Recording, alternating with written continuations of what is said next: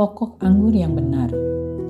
Renungan diinspirasi dari bacaan Injil Yohanes bab 15 ayat 1-8. Akulah pokok anggur yang benar dan Bapakkulah tukang kebunnya.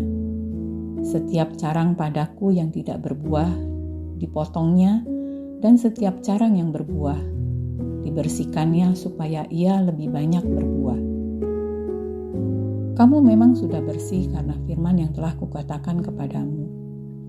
Tinggallah di dalam aku dan aku di dalam kamu, sama seperti carang tidak dapat berbuah dari dirinya sendiri kalau ia tidak tinggal pada pokok anggur. Demikian juga kamu tidak berbuah jikalau kamu tidak tinggal di dalam aku. Akulah pokok anggur dan kamulah carang-carangnya. Siapa yang tinggal di dalam aku dan aku di dalam dia, ia berbuah banyak. Sebab di luar aku, kamu tidak dapat berbuat apa-apa. Siapa yang tidak tinggal di dalam aku, ia dibuang keluar seperti carang dan menjadi kering. Kemudian dikumpulkan orang dan dicampakkan ke dalam api lalu dibakar.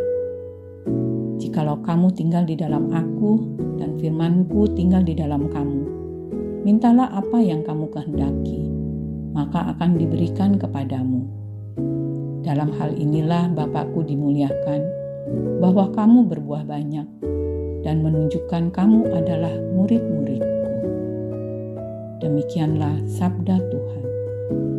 Terpujilah Kristus. Sebagai murid Yesus, kita adalah carang yang berbuah.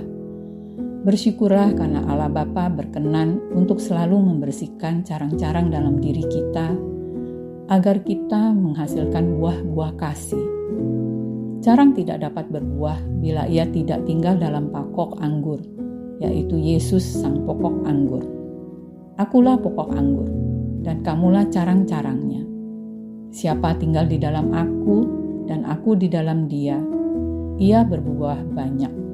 Sebab di luar aku, kamu tidak dapat berbuat apa-apa. Kita telah dibersihkan melalui firman-firman-Nya dan dituntun untuk hidup dalam kebenaran sesuai dengan kehendak-Nya. Firman-Nya selalu ada di dalam mulut dan hati kita untuk dilakukan melalui perbuatan kasih kepadanya dan kepada sesama. Kasih kepadanya dengan hidup menurut jalan-Nya, berpegang pada perintah, ketetapan, dan peraturan-Nya.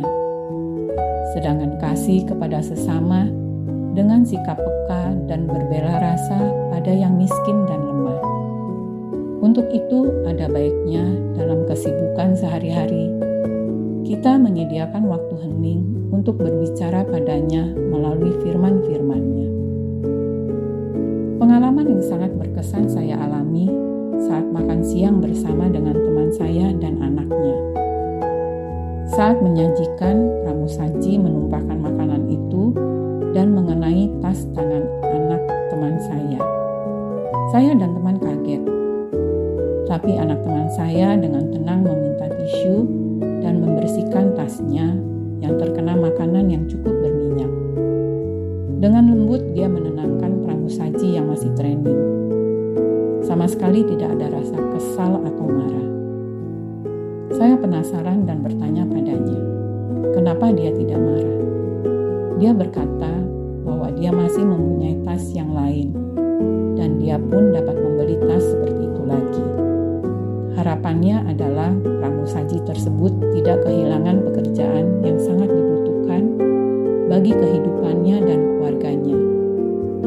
Inilah buah kasih yang nyata bila tinggal dalam sang pokok anggur, yaitu Yesus Kristus. Semoga pada tahun jubileum ini, kita mau membuka hati dan diri kita untuk lebih peka, peduli, dan berbela rasa pada sesama kita yang miskin dan lemah. Marilah berdoa. Allah Bapa yang Maha Kasih, bantulah kami selalu menyediakan waktu hening dan berbicara padamu melalui firman-firman-Mu.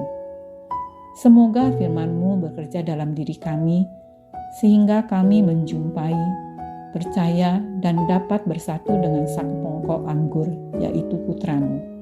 terkasih Yesus Kristus, agar kami dapat menghasilkan buah-buah kasih semenurut kehendak-Mu yang dapat kami bagikan pada orang-orang di sekitar kami. Dialah Tuhan dan pengantara kami. Amin.